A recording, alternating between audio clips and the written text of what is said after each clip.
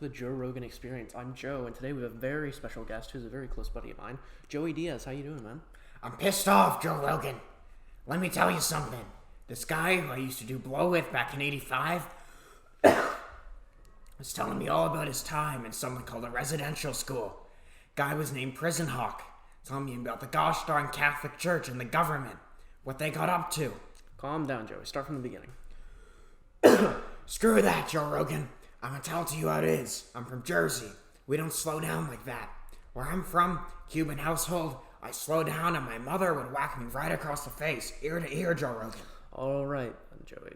Tell it to me how it is. That's right, Joe Rogan. This guy, Prison Hawk, ran into him on 89th Street the other day, telling me all about this book he read, graphic novel called Sugar Falls. David A. Robertson wrote the joint. It's about residential schools, and Prison Hawk went to one himself back in Jersey. A residential what? Jamie, pull that up. No need, Jamie. Thank you anyways, though. I come from a Cuban household. We always say thank you. Joey, tell me about the novel that he read. Alright, Joe Rogan. Novel was called Sugar Falls. Novel was about how the Catholic Church would set up these schools, teach Indian kids how to stop being Indian. It's Native American, Joey. I'm a man of my time, Joe Rogan. I'm gonna call them Indians. Anyways, he's telling all about these schools. They got there, scrub them raw, and if they spoke their own language, they'd whip them. The novel focuses on this one woman who is called Betsy Ross. She describes the horror stories of what went on in that place, Joe Rogan.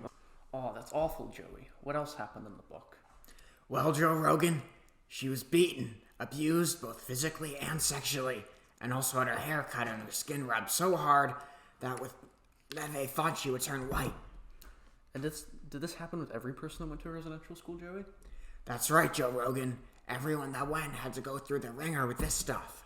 So, who was the book for, Joey? Since everyone experienced similar things in those schools. Well, Joe Rogan, the book was written for those that didn't know about all this. The book is a true story, but not everyone knew about the atrocities the Catholics committed. Joey, here's the one thing I don't get about the book, though. Why was it a graphic novel instead of a regular book? Not everyone can read, Joe Rogan, but when you got all these pictures, it's easy to make out what the author's getting at. Why did the Canadian government decide to do this? I mean, they're supposed to be nice, I think. Let me tell you something, Joe Rogan. Canadian government, they're the establishment. And the establishment's filled with racists and bigots that didn't understand what differences in people were. To them, it was either their way or the highway. Go woke or go broke. Canadian politician Duncan Campbell Scott summarizes it up very well. He said, I want to get rid of the Indian problem. Our objective is to continue until there is not a single Indian in Canada that has been absorbed into the body politic, and there is no Indian question and no Indian department. Joe Rogan, they didn't come from Cuban households. They decided it would be best to remove diversity altogether. I know that may be hard to stomach, Joe Rogan, you being an 18th Mexican and all, but that's what they said. Wow. That came straight from Canada? Damn straight, Joe Rogan. I come from a Cuban household, Joe Rogan. I speak that street Spanish. When I moved to Jersey in '68, they told me I couldn't speak my language, but they never whipped me. Worst they did was steal one shoe. I'd spend the whole day looking for it, hopping around North Bergen. Let me get back on track, Joe Rogan. Tried to teach these English kids. Tried to teach them English. Pushed them for speaking their own tongue. Punished them. Tried to convert them to Catholicism and Christianity. I come from a Catholic household, Joe Rogan. We can be that way, but the Protestants, back off. Go back to your smoke machines and rock bands and leave it to us. Now that you mention all this, a buddy of mine recently went to one of these schools too, up in San Francisco in the 90s. Awful stuff, really. You ain't heard of awful till you've heard of a res school in Jersey, Joe Rogan. Prison Hawk had it way rougher than whatever your buddy went through. I'll tell you that much. Food there? Don't even get me started, Joe Rogan. You ever been in the joint? Never have, Joey. Food in the joint makes you want to starve yourself, Joe Rogan. But this school stuff was even worse. Made prison food look like it would trick Jamie Oliver into speaking with an American accent. The foods in these schools. Maggots crawling all over the pancakes, Joe Rogan. Pancakes are made of sawdust. Ran with this guy back in '78. Always telling me about the awful food his mother made. Strict Catholic family. And believe it or not, Joe Rogan, this guy's mom was the chef at the Jersey Res. Yeah, small world. Hey, Jamie, pull that photo up of residential school food. So, is it like that? That's it, Joe Rogan. That exact burger. Disgusting. Come from a Cuban household, Joe Rogan. That would slide. Joey, what were their schedules like? It was a school, so what did they learn? Let me tell you something, Joe Rogan. I dropped out in first grade, and I come from a Cuban household. I'm more educated than these guys. Wow, New Jersey too, huh? Damn right it's in Jersey. Nuns at these schools are like Hitler, Joe Rogan. Worse than robot monkeys. Prison hawks covered in tattoos, but you can still see those marks from the strap. Surely someone tried to escape, right? Joe Rogan, I got locked up for selling a tricycle on the black market in Denver in '86, and I broke out of the joint. These kids were fleeing all the time. But let me ask you something, Joe Rogan. Where would these kids flee to? I mean, I'd assume that they'd flee back home, wherever that would be. Not back home. They didn't come from Cuban households, Joe Rogan. They didn't come from whatever white suburban trash compactor you crawled out of either. They came from reserves. Reserves where they'd forgotten their native language, forgotten their way of life. I come from a Cuban household, Joe Rogan. No matter where I go, I come home to 89th Street, and I flip right back into Mr. Cuba. These kids don't even have their hair. Their hair? Yeah, their hair, Joe Rogan. You remember when you had that? Indian kids, they grew out their hair, braided it, turned 28 looking like Tony Iommi with a tomahawk. And they arrived at the school, Joe Rogan. The nuns cut their hair real short, boys and girls both. Now I've been all over, Joe Rogan. Gone to lots of barbers in lots of different countries. Some things, hit or miss. Lightning rods in your hair, dreads, cornrows, mileage may vary. But there's one thing that holds consistent, Joe Rogan. You never get a nun to give you a fade. Yeah, it happened to me a while back. Not a good call.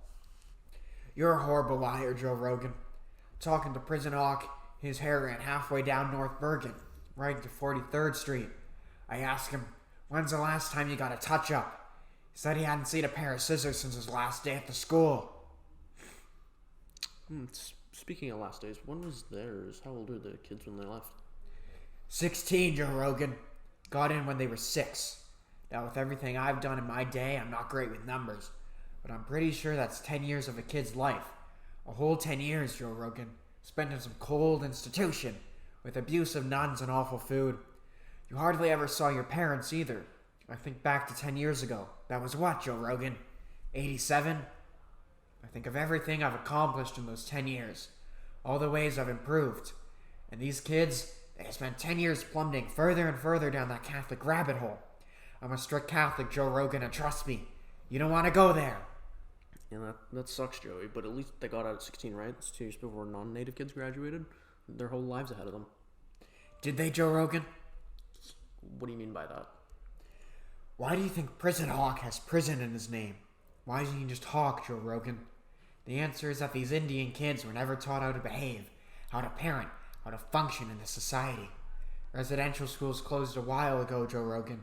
Last one shut down in '96. Prison Hawk's hair is going gray, but all the messed up garbage poured onto him by the Catholics. He poured that onto his kids, and they poured it onto theirs. This cycle, Joe Rogan, it's been going on for over 100 years, back before Fidel or Kennedy even. It'll continue to go on, because that's the way the world turns. It's intergenerational trauma, Joe Rogan. Joey, you've been talking a lot about this, but what do you think we can do about it going forward? I come from a Cuban household, Joe Rogan, and one thing I learned was that even if we can't fight these issues head on ourselves, it's our job to spread awareness about what's been going down, and what continues to go down. Some change has been made, I'll tell you that much. In '08, Stephen Harper apologized to the Indians for the schools. Up in Canada, cold as it is, they got something called the Truth and Reconciliation Commission, focused on setting past wrongs about Indians right, and moving forward toward a better future. Lots of other leaders have apologized as well. Pope, too. My man. We're also hearing lots of stories of survivors. Finally brave enough to speak out, Joe Rogan. Joe Rogan, I'm a thief from North Bergen. You're a comic with male pattern baldness who yells over half-naked men punching each other in the ring as a side job. But we're both here on this podcast. We got a platform, Joe Rogan. Gotta use it how my Cuban mother would have wanted. Yeah. That's my 2 cents, Joe Rogan. It's crazy. Hey, Jamie, pull that video up of the bear attacking the residential school.